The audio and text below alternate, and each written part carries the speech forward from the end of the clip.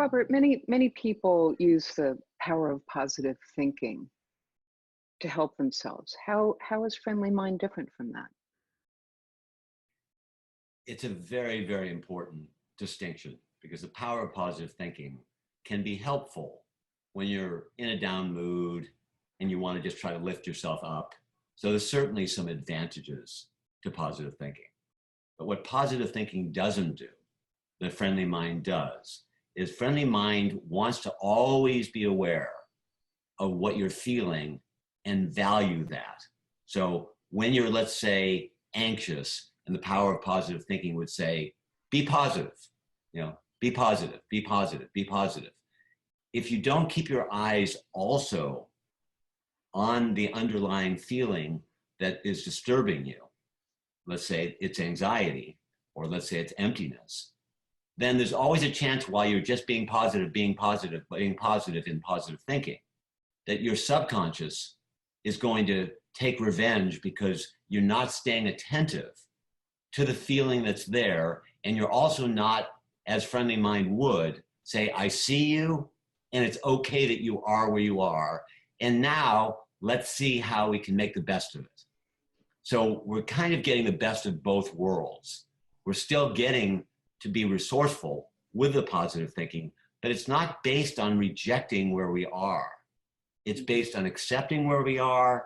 It's based on staying attentive to where we are, not losing sight of it, and then still being resourceful and being as positive in thought as we can be toward the feeling and the response to whatever environment we're in or whatever else we need to do.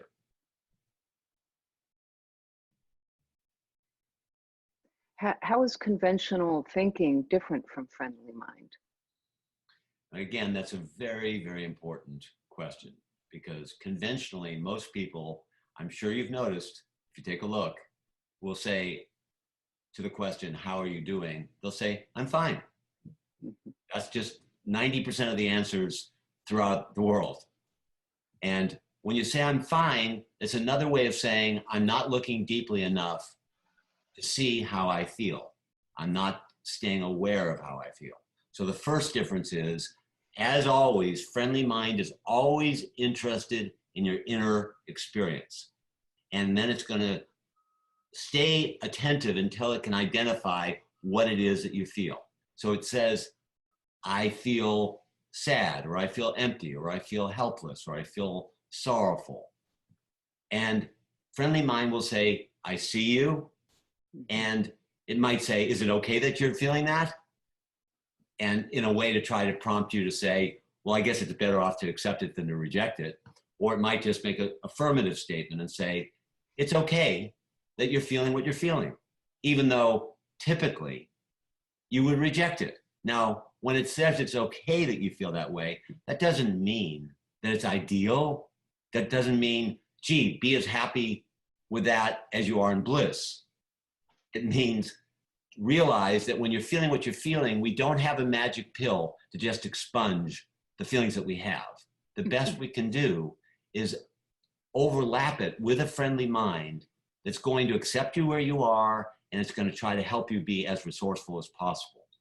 Now, the conventional thinking typically will say, oh, I don't want to burden people with my feelings. Nobody's that interested in where you are. I want to appear to be better off than I am because I don't want people to judge me.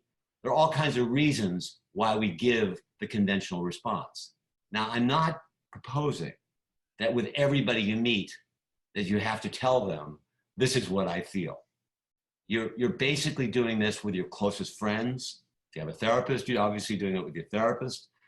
With yourself, you're always interested in what your experience is and trying to support yourself to have a friendly response. But you're not going to stay with, I'm fine. You're going to look at the subtler feelings underneath and embrace them and add a friendly, wise mind that's going to say, it's okay that you're there, and we can work from there. We can be in our feeling, and we also can have a friendly, wise mind at the same time. That's beautiful. Yeah, I think most of us do feel like it's not worth being positive, or sometimes even we deserve to feel the negativity, and that feeling negative about something negative is going to catapult us into some new behavior. Exactly. Which leads us really to maybe another approach, which is negative thinking. That, believe it or not, a lot of people think, well, if I'm tough with myself, I'm going to abuse myself into positive behavior. So Yes. we think that, come on, what's wrong with you? Get it together. You can do better than that. Now, what happens is it creates a contraction, and we may not see it, but friendly mind, instead of ever having negative thinking, never, ever, ever is going to focus on the negative. It's always going to focus on what's possible, that's positive, that's reachable, that you can possibly put your attention on at any given point in time. And it realizes the fallacy of negative thinking. Now, friendly mind has a friendly mind toward negative thinking. It's not going to judge negative thinking. It's going to say, oh, I can see that you have negative thinking and you really believe this is going to work. You believe you can beat yourself into submission, and then you're going to really be in a good place. What do you think? The friendly mind is playful sometimes. Sometimes it's just neutral, but it's always positive in its focus. It's never going to reject anything, and it's always going to try to inspire your best realistic efforts.